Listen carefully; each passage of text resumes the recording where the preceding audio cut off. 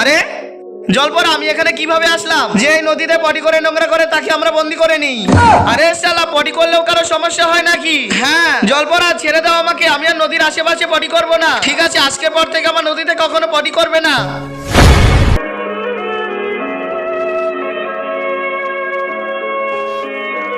আরে আবার এখানে এসে গেছি। হ্যাঁ আরে ইয়ার এবারে তো আমি আমার বাড়ির বাথরুমে পটি করেছি। বাথরুম তোরে বাথরুমের মালপত্র সব আমার এই নদীতে এসে পড়ে। জলপরা ভাই ছেড়ে দাও, আমি আর কখনো বাথরুমে পটি করব না। ঠিক আছে যা ছেড়ে দিলাম।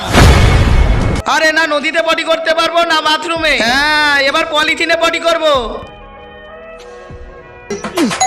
আরে এই সময় আবার কি আসলো? আবে পলিথিনে আবার কি আছে? ছি। বন্ধুরা সবাই তো মায়ের জন্য লাইক সাবস্ক্রাইব করে, আজকে দেখবো বাবার জন্য কে লাইক সাবস্ক্রাইব করে এবং কমেন্টে বাবা লেখে।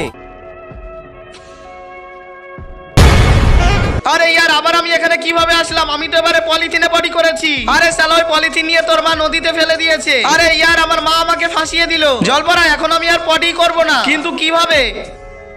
শালাই বাঁশ নিয়ে আমার পিছনে ঢুকিয়ে নিব। না থাকবে বাঁশ, না বাজবে বাঁশি। আরে আরে তুই তো খুব খতরনাক লোক, চল তাকে